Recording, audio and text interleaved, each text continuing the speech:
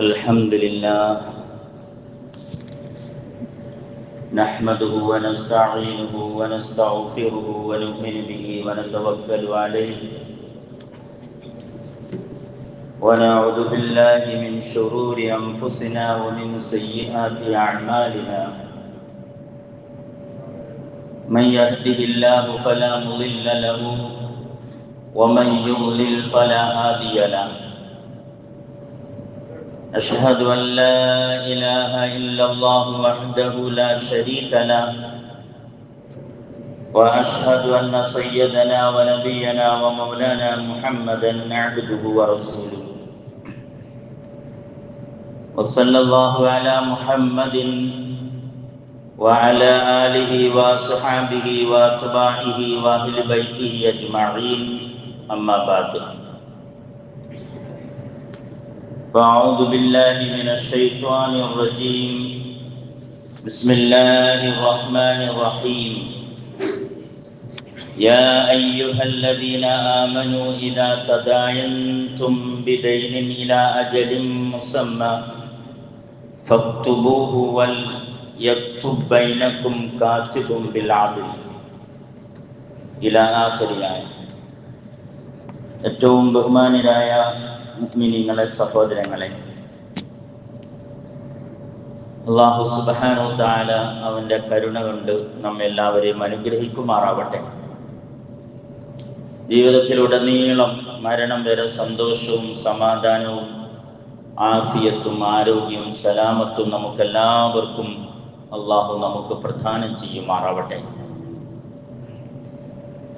പരിശുദ്ധ ഖുർആനിലെ ഏറ്റവും വലിയ അധ്യായം നമുക്കെല്ലാവർക്കും അറിയാം. ഖുർആനിലെ 2-ാം അധ്യായമാവുന്ന സൂറ അൽ ബഖറയാണ്. എന്നാൽ ഖുർആനിലെ ഏറ്റവും വലിയ ആയത്ത്, ഏറ്റവും വലിയ വചനം അതേ സൂറത്തിലെ 282-ാമത്തെ വചനമാണ്, ആയത്താണ്. ഖുർആനിലെ ഏറ്റവും വലിയ ആയത്ത്. ആ ആയത്തിനൊരു നാമകരണമുണ്ട്, ആയത്തുദ്ദൈൻ എന്നാണ്. എന്താണ് ആയത്തുദ്ദൈൻ എന്നുകൊണ്ട് ഉദ്ദേശിക്കുന്നത് ചോദിച്ചാൽ, കടമിടപാടിനെ സംബന്ധിച്ച് പ്രതിപാദിക്കുന്ന ആയത്ത് എന്നാണ്. സാമ്പത്തിക ഇടപാടുകൾ പല രൂപത്തിലും പല രീതിയിലുമുണ്ട്.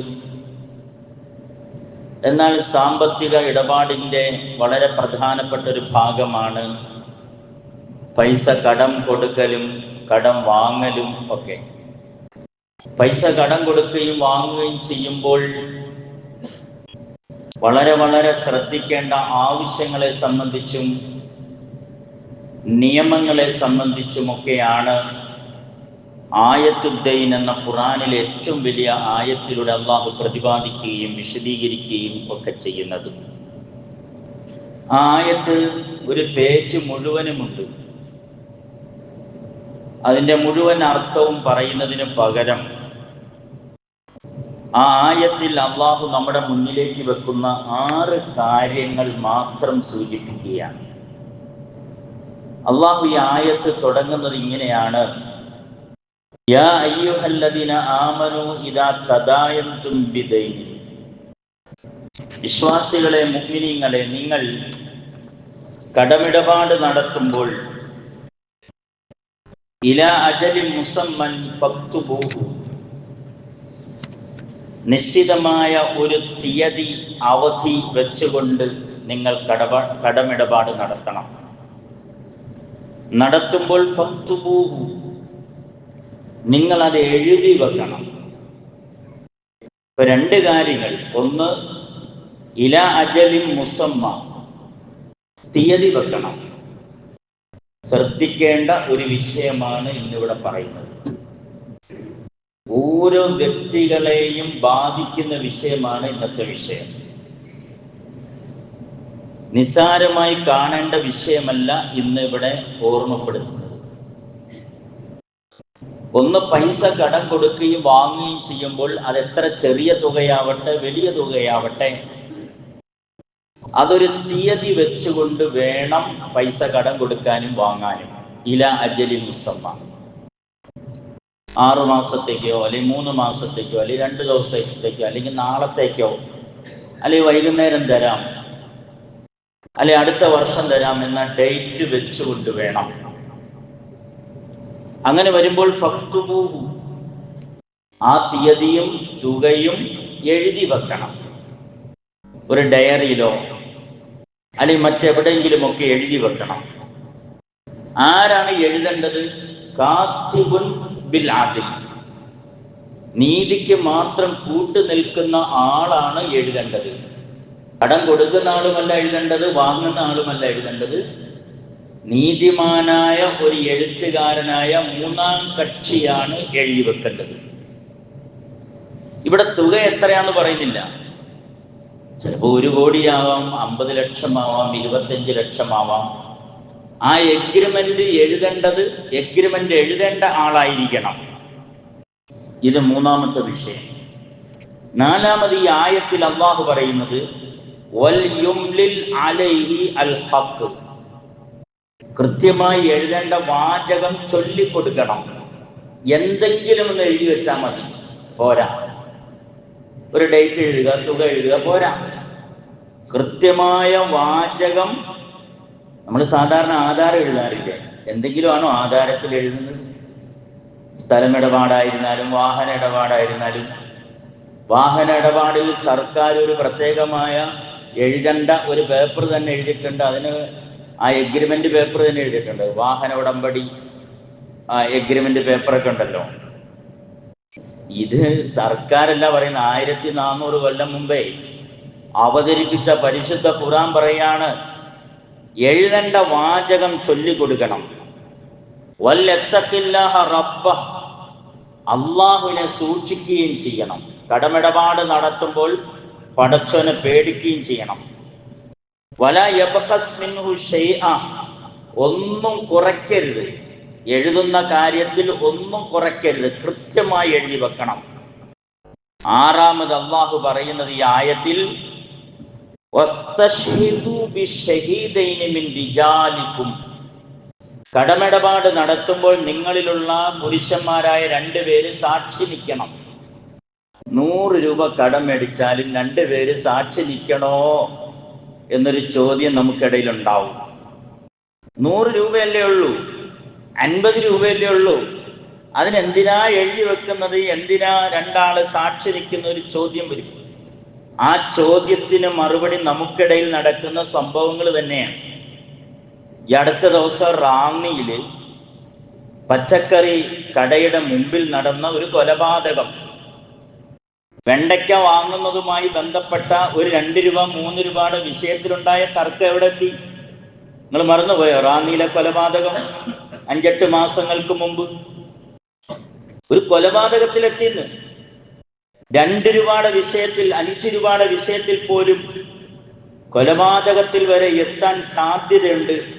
അതുകൊണ്ട് അത് എഴുതി വെക്കുകയും 2 പുരുഷന്മാര് സാക്ഷി നിൽക്കുകയും ചെയ്യണമെന്ന് അള്ളാഹു ഈ ആയത്തിൽ ഓർമ്മപ്പെടുത്തുകയാണ്. 2 കാര്യങ്ങളുണ്ട്. ഒന്ന് കടം കൊടുക്കലും കടം വാങ്ങലും. കടം കൊടുക്കൽ പുണ്യമാണ്. എത്രത്തോളം പുണ്യമാണെന്ന് ചോദിച്ചാൽ സദക്ക ചെയ്യുന്നതിനേക്കാൾ പുണ്യമാണ്. ഹദീസിലുണ്ട്, 10,000 രൂപ ഒരാൾ സദക്ക ചെയ്തു, മടക്കി കൊടുക്കണ്ടല്ലോ. അതേ സമയത്ത് ഒരാൾ ഒരു 10,000 രൂപ കടം കൊടുത്തു, ആ കടം കൊടുത്തതിനാണ് പുണ്യം കൂടുതലെന്ന് ഹദീസിന്റെ ആശയത്തിൽ വരുന്നുണ്ട്. അതിന് പല കാരണങ്ങളുണ്ട്. ഇനി കയ്യിൽ കാശ് വെച്ചിട്ട് എൻ്റെ കയ്യിൽ കാശൊന്നും ഇല്ല, കടം തരാൻ കാശൊന്നും ഇല്ല എന്ന് പറയുന്നത് ചതിയാണ്, വഞ്ചനയാണെന്ന് പോലും ഹദീസിൽ വരുന്നുണ്ട്. അക്കൗണ്ടിൽ കാശ് കിടപ്പുണ്ട്, പൈസ കിടപ്പുണ്ട്, പോക്കറ്റ് പേഴ്സിൽ പൈസ ഉണ്ട്, അന്നൊരു 5,000 രൂപ തരാവോ? പൈസ ഒന്നും ഇല്ലടാവേ, അക്കൗണ്ടിൽ പൈസ ഒന്നും ഇല്ല. പച്ച നുണ പറയുന്നത് വഞ്ചനയാണെന്ന് ഹദീസിലുണ്ട്.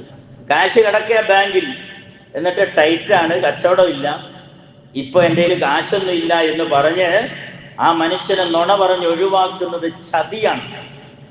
ചതിയാണ് ഹദീസിൽ വരുന്നുണ്ട്.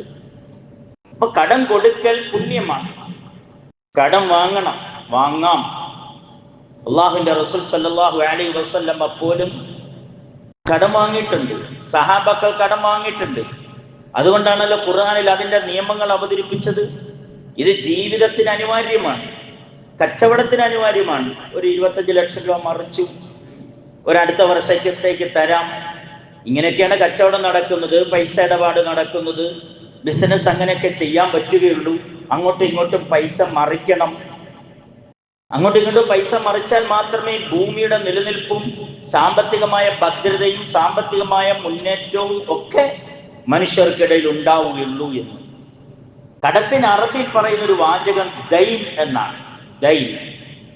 ദൈൻ എന്ന അറബി വാചകം ഉത്ഭൂതമായത് ദാന എന്ന വാക്കിൽ നിന്നാണ്. ദാന എന്ന് പറഞ്ഞാൽ പകരം വീട്ടുക എന്നാണ്. പരിശുദ്ധ ഖുർആനിൽ 5 സ്ഥലത്താണ്, അല്ലെങ്കിൽ 5 പ്രാവശ്യമാണ് കടമിടപാടിനെ സംബന്ധിച്ച് സൂചിപ്പിക്കുന്നത്. അല്ലാഹുവിന്റെ റസൂൽ സല്ലല്ലാഹു അലൈഹി വസല്ലം കടം വർദ്ധിക്കുന്നതിനെ തൊട്ടും കാവൽ തേടിയിട്ടുണ്ട്.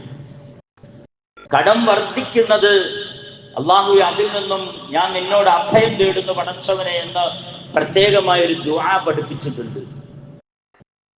ഒരു സഹാബിയെ പള്ളിയുടെ ഭിത്തിയിൽ ഇങ്ങനെ ചാരിയിരിക്കുന്നതായി കണ്ടു. വളരെ വിഷണ്ണനായി, വല്ലാത്ത വിഷമത്തിൽ, മുഖഭാവമെല്ലാം വല്ലാതെ വേദനിക്കുന്ന, വിഷമിക്കുന്ന, ദുഃഖഭാരത്താൽ പള്ളിയിൽ വന്ന് ചാരിയിരിക്കുകയാണ്. ആ സഹാബിയോട് നബി തങ്ങൾ ചോദിച്ചു, നീ എന്താണ് ഈ അസമയത്ത് വന്ന് പള്ളിയിൽ ഇരിക്കുന്നത്? നിന്റെ മുഖത്തിനൊക്കെ ഭാവമാറ്റമുണ്ടല്ലോ. അള്ളാഹുവിന്റെ റസൂൽ അങ്ങനെ ആയിരുന്നെന്ന്. ദുഃഖത്തിലും സങ്കടത്തിലും ഒക്കെ കഴിയുകയും ഇരിക്കുകയും ചെയ്യുന്ന ആളുകളോട് ഒരു പള്ളിയിലെ ഇമാം എന്ന നിലയ്ക്ക് അടുത്ത് ചെന്ന് ചോദിക്കും, എന്തോ വിഷമം ഉണ്ടല്ലോ. ഒരു പള്ളിയുടെ ഇമാമിന്റെ ഉത്തരവാദിത്വമാണ് ഒരു പാവപ്പെട്ടവനോട് മിണ്ടുക, പറയുക, ആ പാവപ്പെട്ടവനെ ചേർത്ത് നിർത്തുക, അയാളുടെ പ്രശ്നങ്ങൾക്ക് പരിഹാരം ഉണ്ടാക്കുക.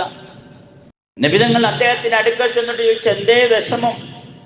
സഹാബി പറഞ്ഞു, വല്ലാതെ കടം കൂടി നബിയെ, പുറത്തിറങ്ങാൻ പറ്റുന്നില്ല. പള്ളിക്കകത്ത് വന്നിരുന്നാൽ അത്ര സമാധാനം ഉണ്ടല്ലോ, പുറത്തിറങ്ങാൻ കഴിയുന്നില്ല എനിക്ക്. പുറത്തിറങ്ങിയാൽ കടക്കാർ എന്നെ വലയം വെക്കും. അടുത്ത ദിവസം ഒരാളെ കുറിച്ച് ഞാൻ കേട്ടു, നല്ല സാമ്പത്തികമായ മെച്ചത്തിൽ ജീവിച്ചിരുന്ന ആളാണ്. കച്ചവടം ചെയ്ത് കടമായി അവസാനം അദ്ദേഹം ഒളിവിൽ പോയ, ഈ കഴിഞ്ഞ ദിവസം ആരോ എൻ്റെ അടുത്ത് വന്നിങ്ങനെ പറയുണ്ടായി, റെയിൽവേ ട്രാക്കിൽ പോയി ഒളിവിലിരുന്ന ഒരാളെ കുറിച്ച്. ആരാന്ന് എനിക്ക് അറിയില്ല. ഒളിവിൽ പോയ ആളുകളുണ്ട്. എത്രയും ആളുകൾ കടം കൂടിയിട്ട് ആത്മഹത്യ ചെയ്തവരില്ലേ? സ്വന്തം ആത്മഹത്യയല്ല, ഭാര്യനെയും മക്കളെയും കുറിച്ചിട്ട് ആത്മഹത്യ ചെയ്യുക. കർഷകരുടെ ആത്മഹത്യ നമ്മുടെ ഇന്ത്യ രാജ്യത്ത് വർദ്ധിച്ചില്ലേ? കേരളത്തിൽ ലോൺ എടുത്തിട്ട് അവിടുന്ന് കടം വാങ്ങുക, ഇവിടുന്ന് കടം വാങ്ങുക, കടം വാങ്ങി പുറത്തിറങ്ങാൻ കഴിയാത്ത അവസ്ഥയിൽ ഭാര്യനെയും മക്കളെയും കൂട്ടിയിട്ട് കഞ്ഞിയിൽ വിഷം കലർത്തി മക്കളെയും തീറ്റിച്ച് കൂട്ട ആത്മഹത്യകൾ നമ്മുടെ കേരളത്തിൽ, നമ്മുടെ നാട്ടിൽ നടന്നിട്ടുണ്ട്. അപ്പൊ ആ സഹാബിയോട് ചോദിച്ചു, എന്തേ വിഷമം എന്ന് ചോദിച്ചു. കടം കൂടി നബിയെ, പുറത്തിറങ്ങാൻ പറ്റുന്നില്ല. അള്ളാഹുവിന്റെ റസൂൽ സല്ലല്ലാഹു അലൈഹി വസല്ലം ആ സഹാബിക്ക് ദുആ പഠിപ്പിച്ചു കൊടുത്തു. ഏത് ദുആ? അല്ലാഹുമ്മ ഇന്നി അഊദു ബിക മിനൽ ഹമ്മി വൽ ഹസൻ വഅഊദു ബിക മിനൽ അജ്സി വൽ കസൽ വഅഊദു ബിക മിനൽ ജുബ്നി വൽ ബുഖൽ വഅഊദു ബിക മിൻ ഗലബത്തിദ് ദൈനി വഖഹരി റിജാൽ. അല്ലാഹുവേ, കടം വർദ്ധിക്കുന്നതിൽ നിന്ന് ഞാൻ നിന്നോട് കാവലിനെ തേടുന്നു. 5 കാര്യങ്ങളിലാണ് കാവൽ തേടുന്നത്. അല്ലാഹുമ്മ ഇന്നി അഊദു ബിക മിനൽ ഹമ്മ്, എല്ലാവിധ ദുഃഖങ്ങളിൽ നിന്നും സങ്കടങ്ങളിൽ നിന്നും, വൽ ഹസൻ, എല്ലാവിധ മാനസിക പ്രയാസങ്ങളിൽ നിന്നും. 2 കാര്യങ്ങൾ. വഅഊദു ബിക മിനൽ ആജിസി വൽ കസൽ, ക്ഷീണം, തളർച്ച, മടി, പണിക്ക് പോകാൻ പറ്റാത്ത മടി, ഒരു പണിക്ക് പോകില്ല, മടി പിടിച്ചിരിക്കുക. ക്ഷീണം, തളർച്ച, മടിയിൽ നിന്ന് ഞാൻ നിന്നോട് കാവലിനെ തേടുന്നു. വഅഊദു ബിക മിൻ ഗലബത്തിദ് ദൈൻ, കടം വർദ്ധിക്കുന്നതിൽ നിന്നും ഞാൻ നിന്നോട് അഭയം തേടുന്നു. ഈ ദുആ നീ പറഞ്ഞോളാൻ പറഞ്ഞു, നിന്റെ കടം പൂർണ്ണമായും വീട്ടപ്പെടും. ആ സഹാബി നിരന്തരമായി ദുആ പറഞ്ഞു തുടങ്ങി. നമസ്കാരങ്ങൾക്ക് ശേഷവും അല്ലാതെയും ബാങ്ക് ഇഖാമത്തിന്റെ ഇടയിലുമൊക്കെ ഈ ദുആ നിരന്തരം പറഞ്ഞു തുടങ്ങി. അദ്ദേഹത്തിന്റെ കടം വീട്ടപ്പെട്ടു. അതിനുള്ള വഴി അല്ലാഹു തുറന്നു തരും. അതെങ്ങനെ വീടെന്ന് ചോദിച്ചാൽ അതിനുള്ള വഴി പടച്ചോൻ തുറന്നു തരും. ഇരിക്കുന്ന പലരുടെ അനുഭവമാണ്, എൻ്റെ അനുഭവമാണ്, നമ്മുടെ പലരുടെയും അനുഭവമാണ്. അപ്പോൾ നിബിതങ്ങൾ കടം വീട്ടപ്പെടുന്ന അല്ലെങ്കിൽ കടം വർദ്ധിക്കുന്നതിൽ നിന്ന് കാവലിനെ തേടുന്ന ഈ ദുആ സഹാബാക്കൾക്ക് നബി തങ്ങൾ സല്ലല്ലാഹു അലൈഹി വസല്ലമ പഠിപ്പിച്ചു കൊടുക്കുകയുണ്ടായി. ഹദീസിൽ വരുന്നുണ്ട്, എല്ലാ ബന്ധവും ശരീരവുമായിട്ടാണ്, എന്നാൽ കടത്തിന്റെ ബന്ധം റൂഹുമായിട്ടാണ്. ഞാൻ പറഞ്ഞത് ഒന്നും കൂടി ശ്രദ്ധിക്കണേ. എല്ലാ ബന്ധവും ശരീരവുമായിട്ടാണ്. ഭാര്യയുമായിട്ടുള്ള ബന്ധം മരണത്തോടെ തീർന്നു, മക്കളുമായിട്ടുള്ള ബന്ധം മരണത്തോടെ തീർന്നു, കൂട്ടുകാരും സുഹൃത്തുക്കളും സ്നേഹിതന്മാരുമായിട്ടുള്ള എല്ലാ ബന്ധവും. നല്ല കട ഉണ്ടായിരുന്നു, മരിച്ചതോടുകൂടി ആ കടയുമായിട്ടുള്ള ബന്ധം തീർന്നു, ശരീരവുമായിട്ടാണ്. എന്നാൽ കടത്തിന്റെ ബന്ധം ആരുമായിട്ടാണ്? റൂഹുമായിട്ടാണ്, ആത്മാവുമായിട്ടാണ്. എന്താ ഈ പറഞ്ഞതിന്റെ അർത്ഥം? നഫ്സുൽ മുഅ്മിനി മുഅല്ലഖത്തും ബിദൈനിഹി ഹത്താ യുഖ്ളാ അൻഹു. മനുഷ്യൻ വരുത്തിക്കൂട്ടിയ കടം അവന്റെ റൂഹുമായിട്ട് അല്ലാഹു ബന്ധിപ്പിച്ചിരിക്കുന്നു, അത് വീട്ടപ്പെടുന്നത് വരെ, ആ കടം വീട്ടപ്പെടുന്നത് വരെ. ഇമാം തിർമിദിയുടെ ഹദീസാണ്. ഈ ഹദീസിന്റെ ആശയം മനസ്സിലാക്കണമെങ്കിൽ ബാക്കി ഭാഗം നിങ്ങൾ ശ്രദ്ധിക്കുക. നബി തങ്ങൾ സല്ലല്ലാഹു അലൈഹി വസല്ലമ ഒരിക്കൽ ഇപ്രകാരം അരുൾ ചെയ്തു, മൻ അഖദ അംവാലൻ നാസ് യുരീദു അദ്ദാഅഹു അദ്ദല്ലാഹു അൻഹു. എങ്ങനെയെങ്കിലും കടം തിരിച്ചു കൊടുക്കണം, മടക്കി കൊടുക്കണം, ഏതെങ്കിലും തരത്തിലെ കടം വീട്ടണം എന്ന പരമമായ ലക്ഷ്യത്തിൽ, ആഗ്രഹത്തിൽ ഒരാൾ കടം വാങ്ങിയാൽ അല്ലാഹ് തന്നെ ആ കടം വീട്ടിക്കൊടുക്കും. ഹദീസ് ശ്രദ്ധിക്കണേ. കടം വാങ്ങി ആ കടം എങ്ങനെങ്കിലും കടം വീട്ടണം, എങ്ങനെങ്കിലും എത്രയും പെട്ടെന്ന് കടം വീട്ടണം, പറഞ്ഞ ഡേറ്റ് ആവുന്നതിന് മുമ്പ് കടം വീട്ടണം. ആ പരമമായ ആഗ്രഹത്തിലും ലക്ഷ്യത്തിലും കടം വാങ്ങിയാൽ കടം വീട്ടാനുള്ള അവസരം അള്ളാഹു വേഗം ഒരുക്കി തരും. അവൻ തിരിച്ചൊന്നും കൊടുക്കണ്ട, എപ്പോഴെങ്കിലുമൊക്കെ വീട്ടിയാൽ മതി. കൊടുത്തില്ലേലും കുഴപ്പമില്ല, ഇനി അവൻ വിളിക്കട്ടെ, സമയമാവട്ടെ, ഡേറ്റ് ആവട്ടെ, അവൻ പുറകെ നടക്കട്ടെ, അവൻ വീട്ടിൽ വരട്ടെ, വീട്ടിയാൽ വീട്ടി, കൊടുത്താ കൊടുത്തു എന്ന ലക്ഷ്യത്തിലാണ് നീ കടം വാങ്ങുന്നതെങ്കിൽ അല്ലാഹുവിന്റെ റസൂൽ സല്ലല്ലാഹു അലൈഹി വസല്ലമ പറഞ്ഞു, വമൻ അഖദ യുരീദു അത്ലഫഹ അത്ലഫഹുല്ലാഹ്. കടം വാങ്ങുന്നത് നശിപ്പിക്കാനാണ്. ചില ആളുകളുണ്ടല്ലോ, അവിടുന്ന് കടം വാങ്ങും, ഇവിടുന്ന് കടം വാങ്ങും, ഉസ്താദിന്റെ മുറിയിൽ വന്നും കടം വാങ്ങും. ഉസ്താദെ ഒരു 10 രൂപ വേണം, ഉസ്താദും കടം കൊടുക്കും. എല്ലാക്കാന്റെ അടുത്തും വന്ന് കടം വാങ്ങും, എല്ലാവരോടും കടം വാങ്ങും, എന്നാൽ തിരിച്ചു കൊടുക്കത്തുമില്ല. ഈ കടം വാങ്ങി നശിപ്പിക്കുക, പൈസ നശിപ്പിക്കുക, ദൂർത്തടിക്കുക എങ്കിൽ അങ്ങനെ തന്നെ അല്ലാഹു അവനെ നശിപ്പിച്ചു കളയുമെന്ന് നബിയുനാ റസൂലുള്ളാഹി സ്വല്ലല്ലാഹു അലൈഹി വസല്ലമയുടെ ഹദീസ്. വളരെ പ്രധാനപ്പെട്ട ഈ ഹദീസിനോട് ചേർത്തൊരു വളരെ പ്രധാനപ്പെട്ട ഒരു സംഭവം, സഹിഹായ ഒരു ഹദീസിൽ വരുന്ന ഒരു സംഭവമാണ്. ബുഖാരി, ഇമാം ബുഖാരി റിപ്പോർട്ട് ചെയ്യുന്ന ഒരു ഹദീസിലാണ്.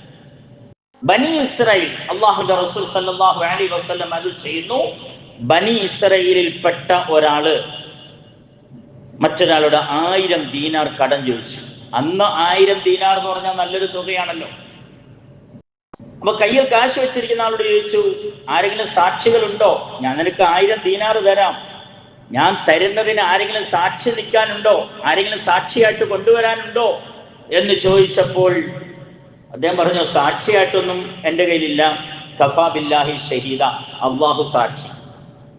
ഇങ്ങനെ പറഞ്ഞത്. വീണ്ടും അദ്ദേഹം ചോദിച്ചു, ആരെങ്കിലും വക്കീലായിട്ടുണ്ടോ? ജാമ്യക്കാരനായിട്ട് ആരെങ്കിലും ഉണ്ടോ? ജാമ്യക്കാരനായിട്ട് ആരുമില്ല, ഞാൻ ഒറ്റത്തടിയാണ്. അപ്പോ അദ്ദേഹം പറഞ്ഞു, കഫാ ബില്ലാഹി വക്കീല, അല്ലാഹു ആണ് ഏറ്റവും വലിയ വക്കീൽ. ഇത്രയും പറഞ്ഞു കഴിഞ്ഞപ്പോൾ 1000 ദീനാർ കയ്യിൽ കൊടുത്തു, ഡേറ്റ് വെച്ചു. നബി സല്ലല്ലാഹു അലൈഹി വസല്ലമ നൂറ്റാണ്ടുകൾക്ക് മുമ്പുണ്ടായ ഒരു സംഭവം പറയുന്നതാണിത്.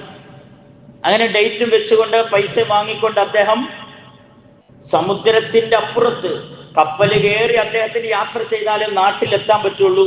കിട്ടിയ ബോട്ടോ കപ്പലോ കയറി അദ്ദേഹം നാട്ടിൽ പോയി.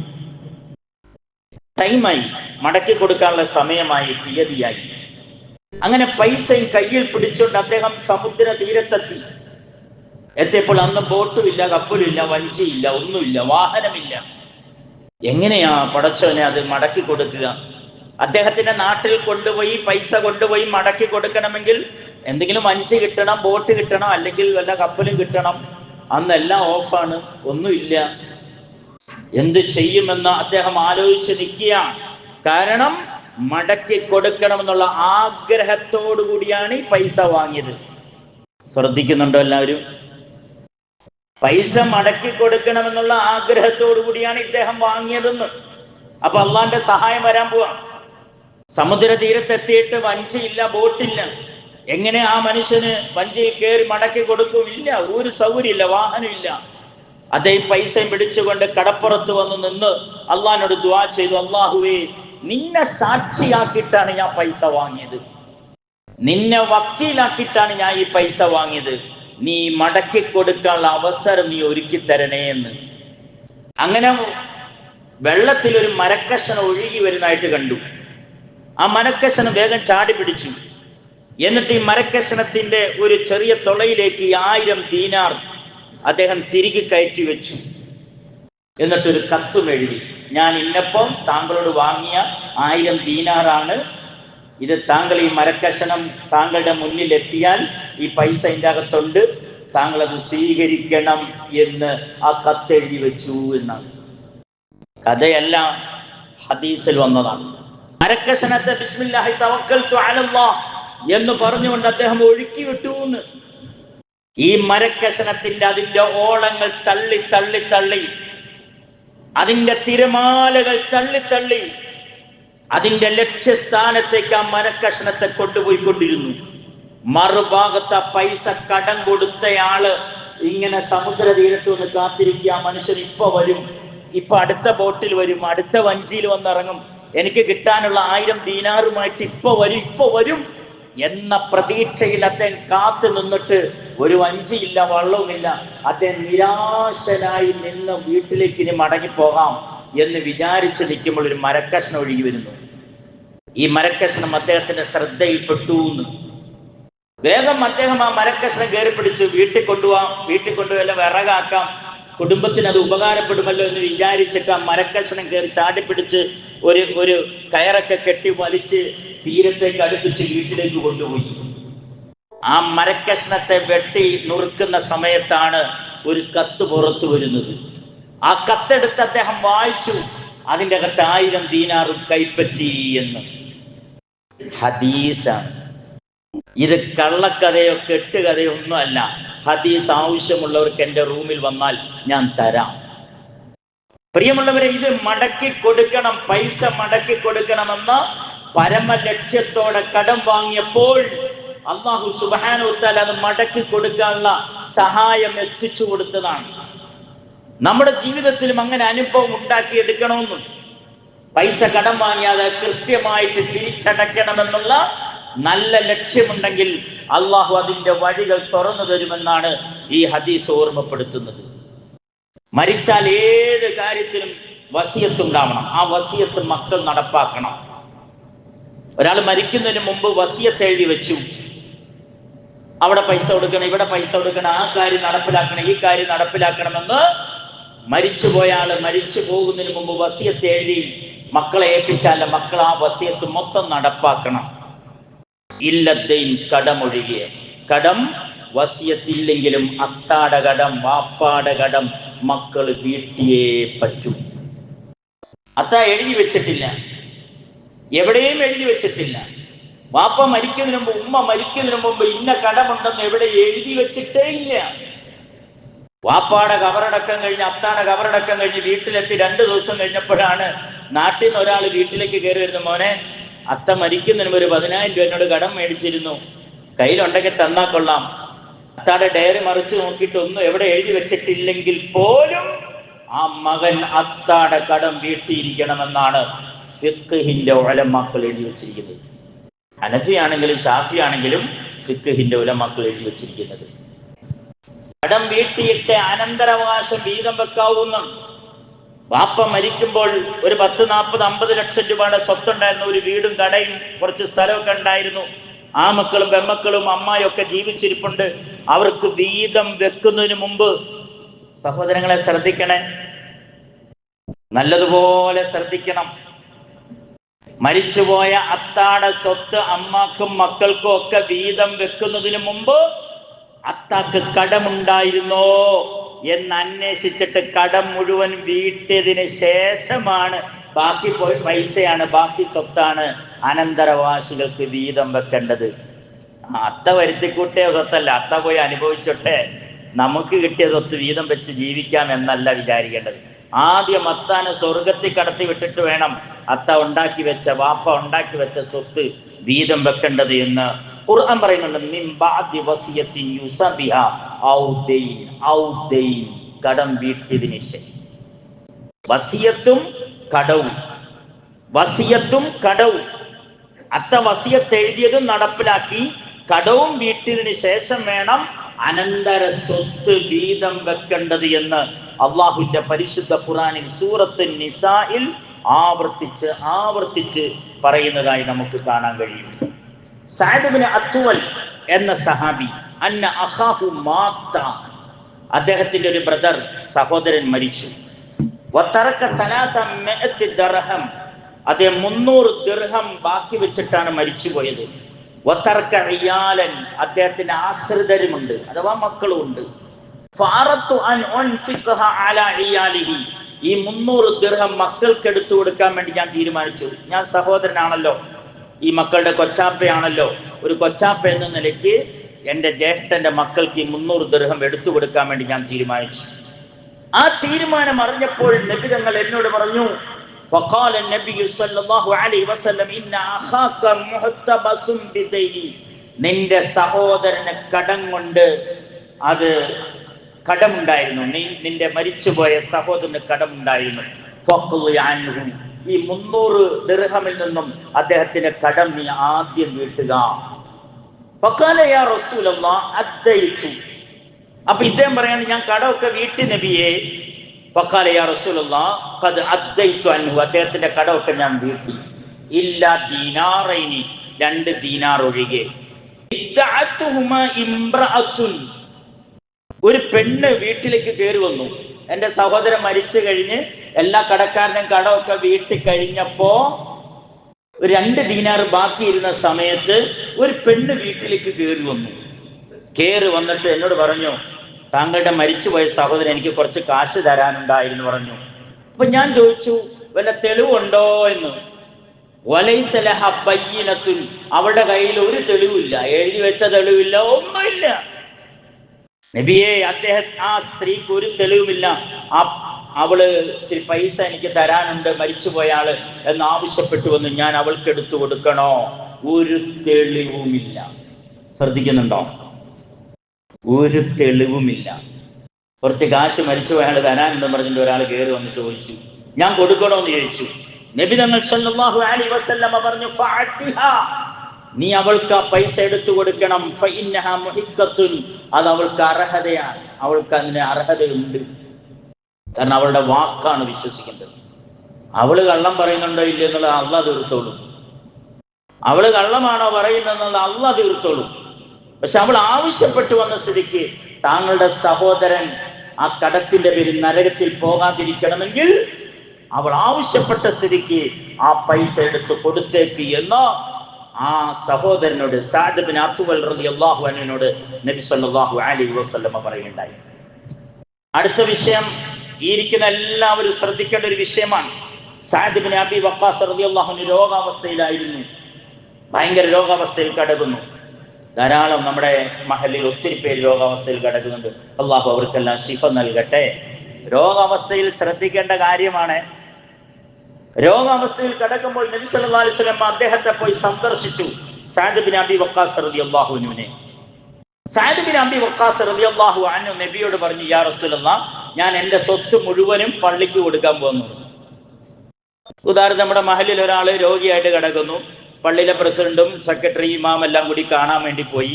അദ്ദേഹം പറയാണ്, എൻ്റെ സ്വത്ത് മൊത്തം പുത്തൂർ പള്ളിക്ക് തരികയാണെന്ന് പറഞ്ഞു എന്ന് പറയുന്ന ഒരു ഉദാഹരണം പോലെ എൻ്റെ സ്വത്ത് മുഴുവനും ദീനിന് വേണ്ടി നൽകാൻ വേണ്ടി ഞാൻ വസിയത്ത് ചെയ്യാൻ വേണ്ടി ആഗ്രഹിക്കുന്നു പറഞ്ഞു. ഖാലല്ല, നബി തങ്ങൾ പറഞ്ഞു, വേണ്ട വേണ്ട വേണ്ട, ഫശത്തർ, എന്നാൽ ഞാൻ പകുതി തരട്ടെ പള്ളിക്ക്, എൻ്റെ സ്വത്തിന്റെ പകുതി ഞാൻ ദീനിന് കൊടുക്കട്ടെ. ഖാലല്ല, നബി തങ്ങൾ അപ്പോഴും പറഞ്ഞു, വേണ്ട വേണ്ട വേണ്ട, ഖാല അസ്സുൽസു, എന്നാ ഞാൻ 1/3 പള്ളിക്ക് തരട്ടെ? ഖാല, നബി പറഞ്ഞു ഫസ്സുൽസു കസീർ, 1/3 തന്നെ കൂടുതലാണ്. എന്നിട്ട് നബി തങ്ങൾ പറഞ്ഞ ഈ വാക്ക് ഇന്ന് ജുമയ്ക്ക് എല്ലാവരും ഹൃദയത്തിൽ കൊത്തി വെച്ചതുപോലെ ഓർത്തെടുത്ത് കൊണ്ടുപോയിക്കോ.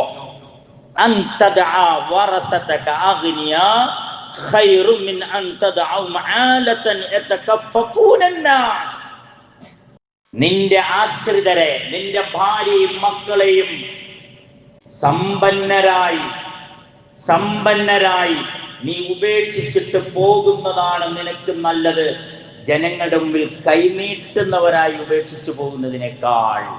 സുബ്ഹാനല്ലാഹ്. ഈ ഹദീസ് പറയുമ്പോൾ ഞാൻ ഒരു ചെറിയ ഉദാഹരണം പറയാം.